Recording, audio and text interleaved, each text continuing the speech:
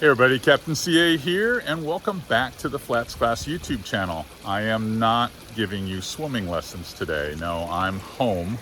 The wind is howling outside here. I can hear the trees, the pines up there really whipping around. But what we are going to talk about is a question that came up the other day, and it comes up from this one gentleman on a pretty regular basis. He's always asking me, so what should I use for this and what should I use for that? What's your starting lineup? And for those of you that don't know what the starting lineup is, that's what do you start your day off with as far as lures go.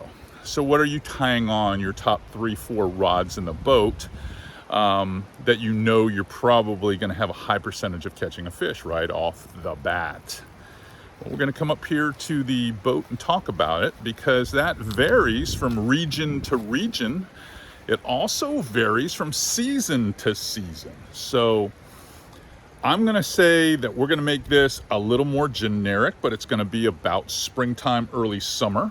And I'm going to speak to mostly the species and stuff that you would kind of get acquainted with this time of year, and that's going to be trout, redfish, snook, all of those. So let's get down to business here and let's talk about it.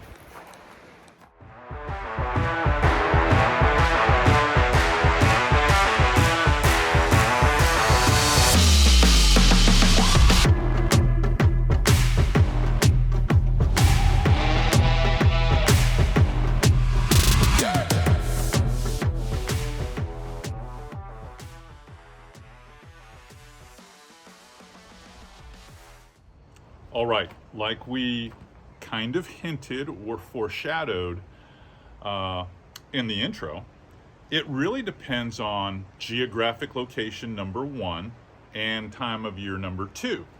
So I would maybe pick something or choose different lures if I were fishing marsh, rivers, or creeks versus fishing beaches, flats, or near shore reefs. So you've got to take this kind of anecdotally, if you will. So starting lineup, what I'm going to tie on first. And I may not tie this first one on right here if it were a lot colder weather. But since we're in ideal temperature range right now, water-wise, it's smart to start with a topwater. That's right. So if you start off with a topwater in the morning, or on those days where you have a little bit of overcast, this would always make my starting lineup this time of year. And again, to reiterate, we're talking late April, early May. Gives me a shot at everything: redfish, speckled trout, snook, on occasion some small juvenile tarpon and things like that. So it's kind of a do-all bait. It's a good power bait, and it's something a lot of you probably believe that you should be throwing this time of year. Now, number two is going to be this. It's going to be a Swimbait. Now, it doesn't have to necessarily be this size, the 5-inch diesel minnows. It can be any of these three baits. It can be the 3, the 4, or the 5. So why this particular bait? Swim baits are really one of the baits that I've talked about in a lot of videos that are kind of a default bait for everything.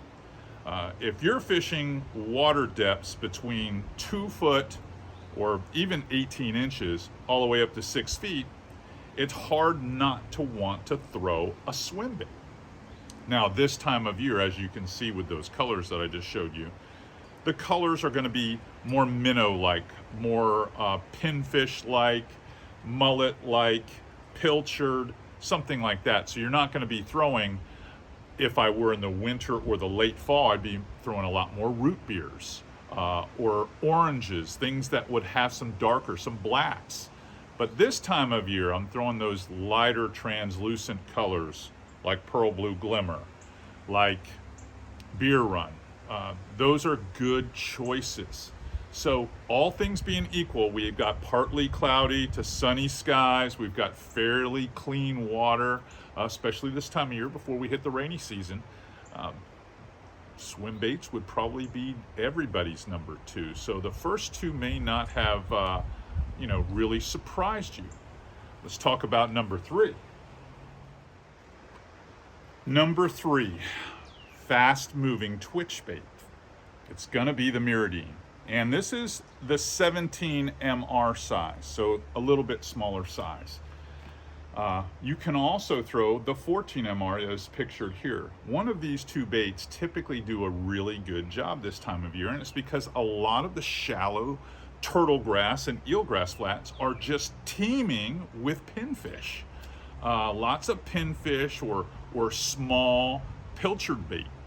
So for me, this is a no-brainer, and it also gives me an alternative to that static swim that I would have with that swim bait. Now I can flash it. Flash, flash, flash. Then reel a little bit, let it stall. Flash, flash, flash.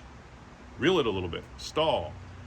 That erratic, I'm gonna say retrieve, lots of times will generate a strike, especially from speckled trout. So if I find myself maybe not being able to raise fish or not getting to run off a piece of cover, then I'm going to probably throw these more erratic type twitch baits. And nothing does a better job than Mirrolures. They just have a fantastic sink rate, a beautiful action when they're moving, and in my opinion, I don't think this is a surprise for number 3 for any of you. Let's talk about number 4 next.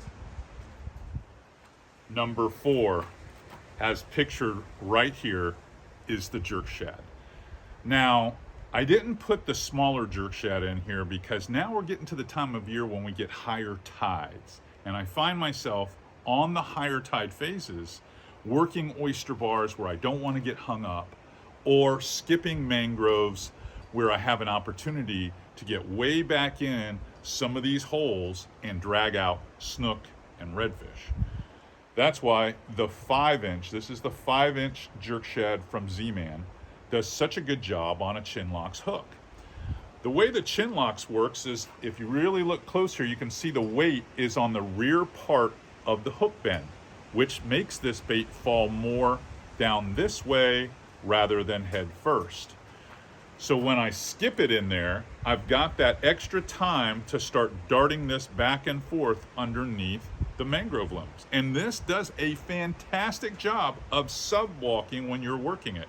Twitch, twitch, throw some slack back at it, and it will glide. It's a very good glide bait because it's got flatter sides. It tends to not fall over, it wants to glide. So it's been really good. Those flat sides not only help it glide better, I believe it helps it skip better. So this is a really versatile bait for me, especially if we have some floating grass this time of year when there's more and more activity on the water. There's lots more floating debris, whether it's sargasso or just chopped up turtle grass and eelgrass everywhere. Many times I'm forced to go to a Texas rig, and I like going with this one because when you swim bait or Texas rig a swim bait, lots of times the weeds will still gather on the head of the bait or the leader line. When you're working something like this, like a jerk shad, because you're darting it hard with that erratic motion, bounce, bounce, bounce, let it fall a little bit, it seems to shed the grass a lot easier because the twitches, well, they're a little sharper, a little bit more crisp. So really good for fishing in what I would call challenging water conditions. Makes a little bit of noise going through the water too because of those sharp twitches, especially if you're throwing it on braid.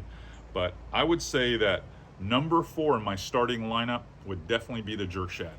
Now I'm going to give you number 5, and this is going to be for those tougher conditions. You might have already guessed it. And number 5, right here, the spoon. The spoon is one of those baits that works best when you have, well, like today, you have windy conditions, because the way the surface is textured, it bends light and makes it, even on partly sunny or sunny days, makes the water a little darker. It's not, the light just cannot penetrate like it can on a day where you have calm seas. It's also good as we start getting warmer and warmer and warmer. We start getting convection storms every afternoon.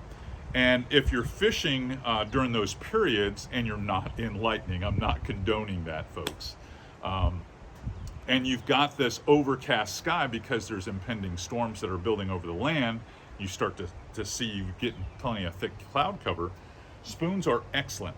Not only do they reflect light so well, okay, when they're wobbling through the water, but there is a certain amount of vibration that is associated with a spoon when it's moving through the water. There's a little noise made by that swivel as well as it's clicking with the split ring on the spoon itself.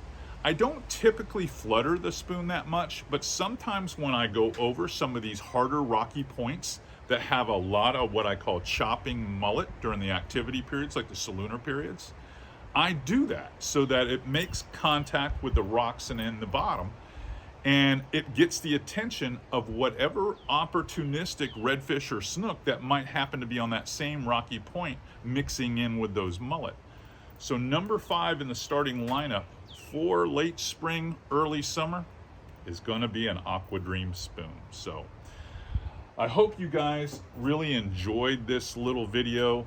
These types of videos typically help many of you out, especially those of you just getting started into inshore fishing. If you haven't been a part of this channel before, reach over there and subscribe. I want you to be a part of it. It's the only way we grow here. The faster we grow, the more energy and time I can put into the channel to make all of you better inshore anglers. Until next time, Captain CA signing off.